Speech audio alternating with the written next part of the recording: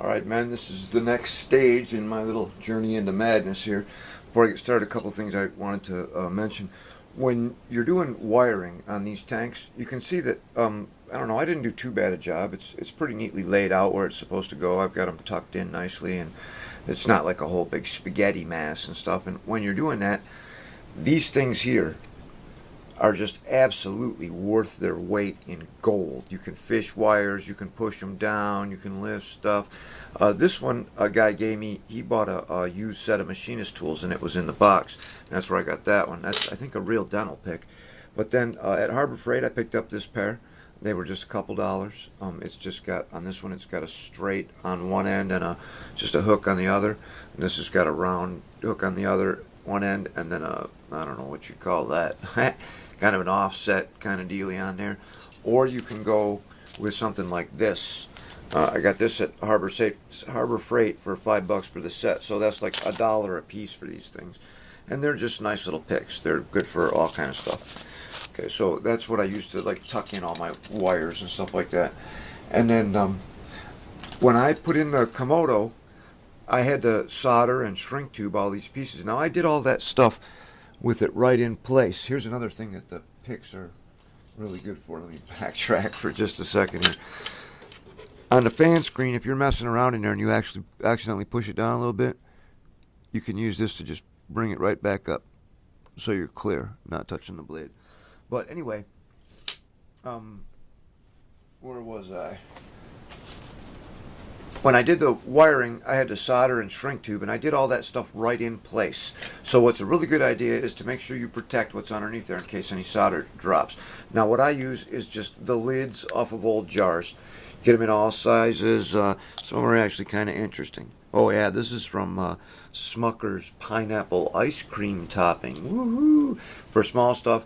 And then all I did was, as I soldered, I had my my alligator clip helping hands deal going on, and I had that set up here to hold my wires in place.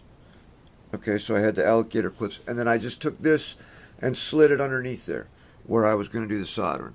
Okay, that way in case anything spilled off, it just hit the lid and didn't melt its way down into my motherboard.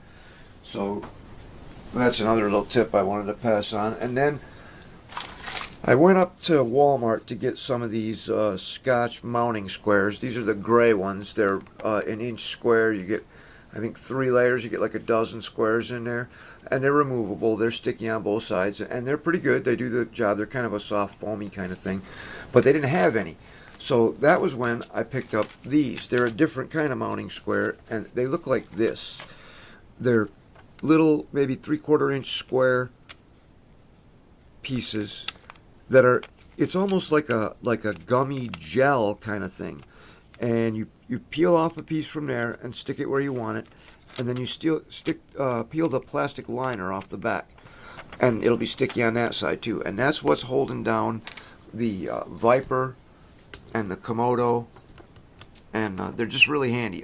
There's underneath the receiver, and you can see it's flexible, but it's not going anywhere. And I found with these squares, you can pull them on and off like 3 or 4 times before you have to worry about replacing them. So anyway, that's just stuff I forgot the last time. So here we are. We're pretty much ready to put the top back on. That's going to be next. After this video, I'm going to button everything up, and then I'll do a little video of the tank in action. So what we've got so far is the Komodo is underneath. Now you might be able to see here, I got rid of the iron ferrite rings because I was told that unless you wrap the wire around it like 10 times, it's not going to do you any good. And I'd have to add extensions to the wires, and by the time I got them wrapped up, even if I set them up here, they'd take up so much space. You know, one ring with all them wraps on it would be as big as a freaking gearbox, you know. So I got rid of those, and what I did was I watched Kevin's video at his YouTube channel, RC Tanks Australia, or RCTA, I can't remember, where he showed us how to put capacitors on the Komodo to prevent EMI, and that's what you can see right here is the back of that capacitor sticking out of there. I soldered it onto the Komodo. That is a 16 volt 1000 UF capacitor. I'm trying to remember the specific type it is. It starts with an L, and I can't remember. It'll come to me later. So that's what I did there, and the RC2TG is bolted back down. The receiver is in place, held in place with the Scotch squares. The Viper is attached to the top. The Viper just runs down here to the MFU, and from this side it runs into channel 6 on the receiver. The relay is in and completely functional, and you can see now how I plugged it in. This is really easy, you know. Everything is clearly marked. This one says ground in 1 VCC. That's positive signal, or excuse me, negative signal and positive. So that's negative, signal, positive. Mouth's not working too good today. I don't know what's up with that. So I used the single point servo connectors, picked up the ground on the programming channel, and the other two went to switch 1 to be controlled by the transmitter. You just got positive on the outside and signal on the inside. So that's all ready to go. The smoke unit is wired in, the jumper's in place. Everything's pretty much ready to go. So what do you say we give her a little try? We're using the Turnigy 9X radio. Now I've been told that this is important, how you do things. I'm going to back up a little bit because they say you shouldn't be closer than 2 feet to your tank with your radio. Okay, so there's the radio. Get that up there where you can see it, right? So you should always turn your radio on first. So I do, and it comes up with Tank ER9X, and I always wait until that screen comes up. I don't know how you guys will be good. You'll be able to see that in the video, but that's Tank 1, and I can look at this screen and see that everything is as it's supposed to be. I actually got a little forward on there. That's not good. I should probably recalibrate that. But this is channel 6. This is going to be the volume channel. And this is the switch that's going to control the smoke on and off. And it's like a double throw switch. When you want to turn this, when you turn the tank on, the smoke will be on. And if you want to turn it off, you throw it forward, then you throw it back. If you want to turn the smoke back on, you throw it forward, then you throw it back. Okay, that's kind of like the ignition switch. To turn on, you throw it forward, you bring it back. To turn off, you pull it back, you throw it forward. So anyway, radio's on, ready to go. Turn the tank on. Ow. Clumsy. I wait for that. I don't know if you heard those 2 little clicks, but that was the Komodo. It clicked twice to say it was in the short delay mode. You can hear that with the top on the tank. And then, okay guys, here we go, hobby grade.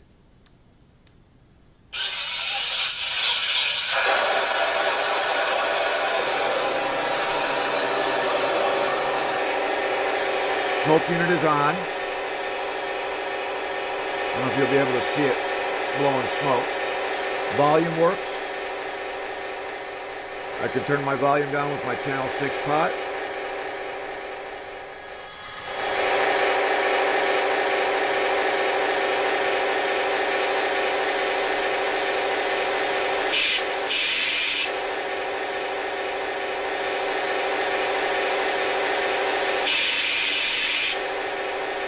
Pretty good, man. This one turns the smoke off. Let me get you up here where you can see the smoke unit.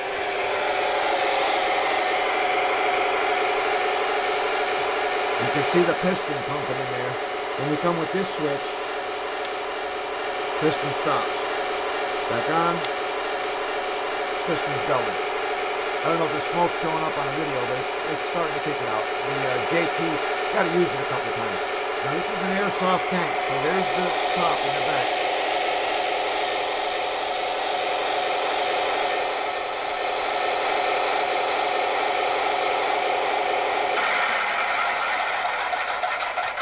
Since this is an airsoft tank, there's only really one wire coming down, and that's this one for the trigger switch.